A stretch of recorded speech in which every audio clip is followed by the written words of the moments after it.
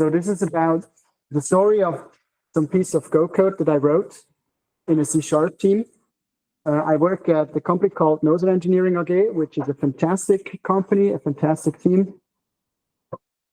Yeah, but we just don't use Go, and nothing is perfect, right? Yeah, and then I mean, I do DevOps there, so I'm not actually writing too much C# code, but so the team wanted me to join them, you know, to take care with deployments and monitoring and all that kind of stuff. And yeah, so I was faced with a situation. This is a little bit of context. So we are now going away from Docker Swarm, going to Kubernetes. But before, this was the situation, where it is still right now in production. I mean, we're just slowly moving to Kubernetes. So we have Docker Swarm cluster. Are you familiar with it or not too much? It's like Kubernetes in a very, very light version. So it's like Docker Compose with more features. So it's, you know, like Docker Compose, you typically run on one cluster, on one node, but Docker Swarm has a node or has like an orchestration layer. So you can start to orchestrate work. It's actually a nice product. I mean, I've been using it now for about a year. It's actually pretty good because Kubernetes is very extensive, like it's big and it's complicated, and Docker Swarm is a little bit more than Docker Compose.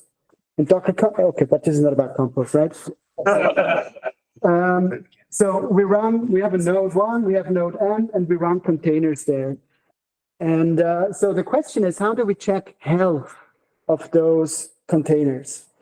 So the typical way in the C# world is to use something called, I'm not even sure if I can pronounce it, but subarray AspNet core.diagnostics.healthchecks, which gives you a neat little UI with, you know, this guy here. Every time I logged in, I asked, who is this guy actually? Who knows? So what this does is, so you open your browser, you open the UI, and you will start shooting requests and so on, and then you can see, okay, my stuff is healthy or is not healthy.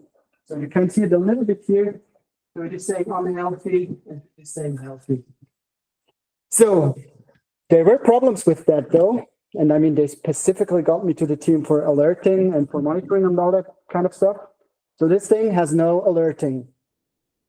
So whenever something breaks and is unhealthy, you just notice it because a customer tells you, you know, or then the first thing you do is log into this thing and you see, oh, okay, no wonder this thing is not working properly. You have to kind of.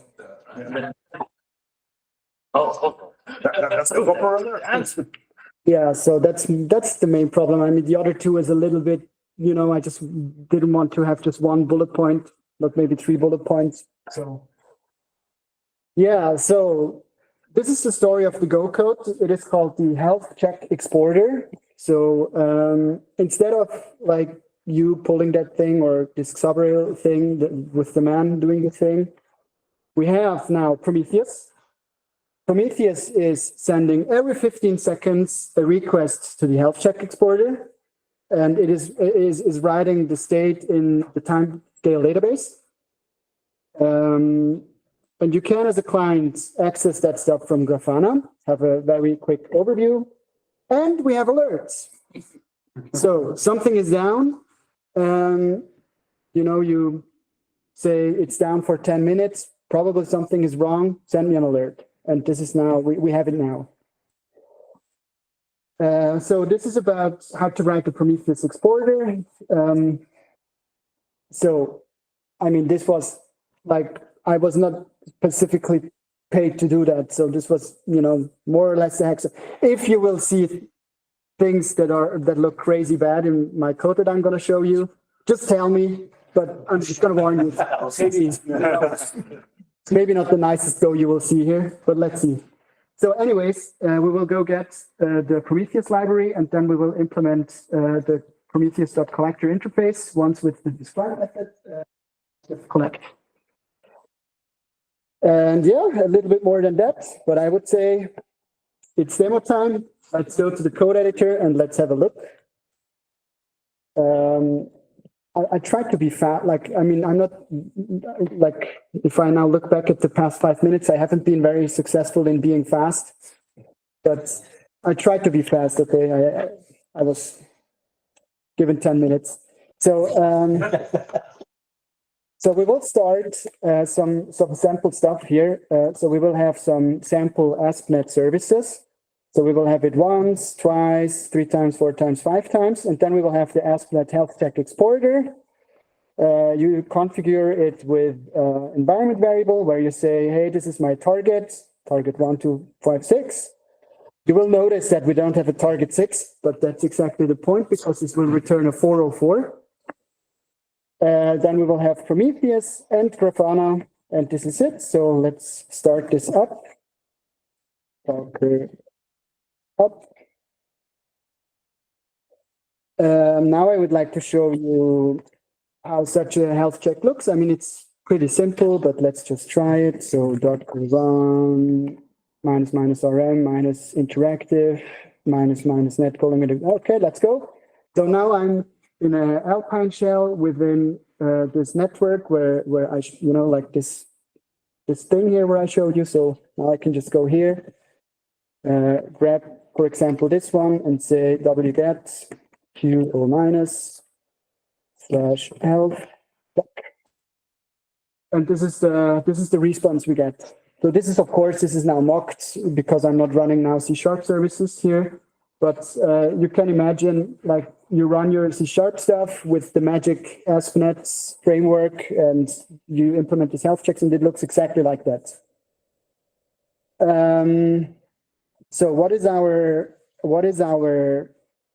So here we have the ASP.NET Health Check Exporter, right? So we can actually now pretend we are Prometheus, and we will send a request to this guy here. So we take the name, we say, we get like that to the name, the port. I have hard-coded a very specific port here, which is the Postleitzahl of the village I live. Now I can say metrics, and this is what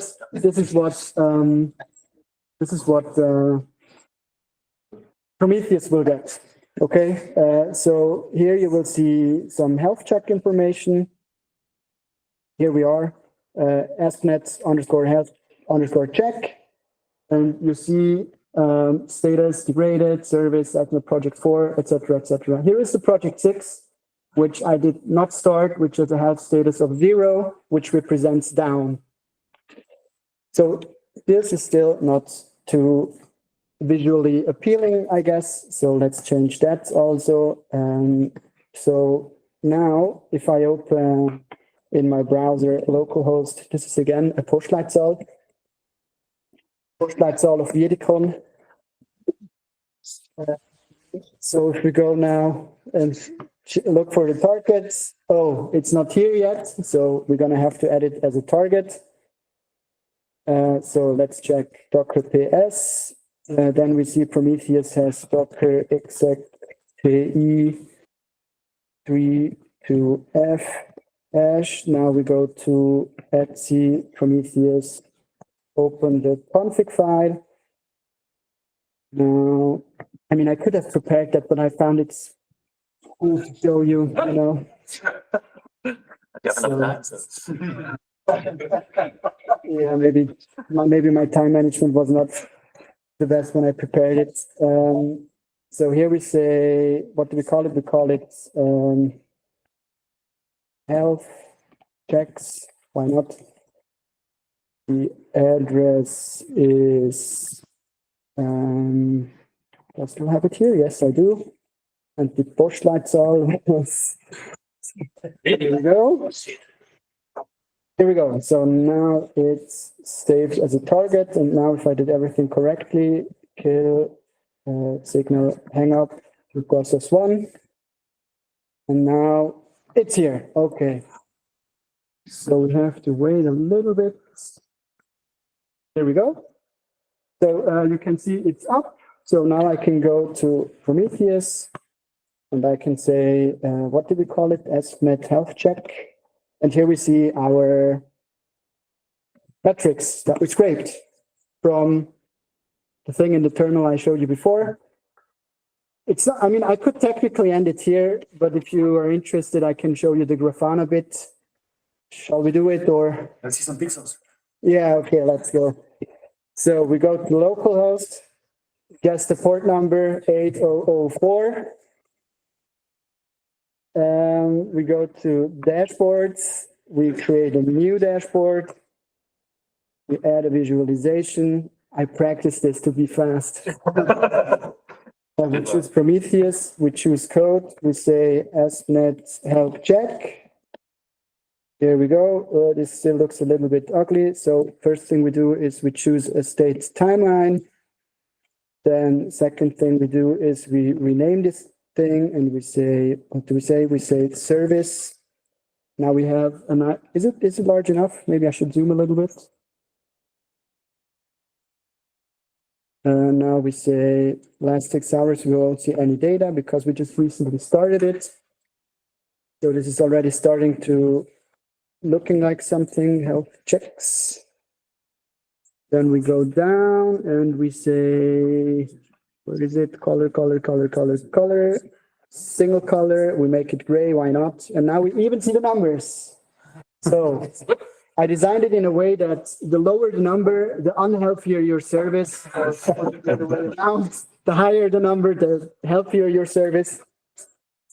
So therefore, we need to do value mappings. We say exact value 3 is going to be healthy. Are there negative values? Say again? Are there negative values? No, not yet. When it's zombies. Rated. And it's the, so it's not actually me defining that. So it's actually from the specification of the AspNet health checks.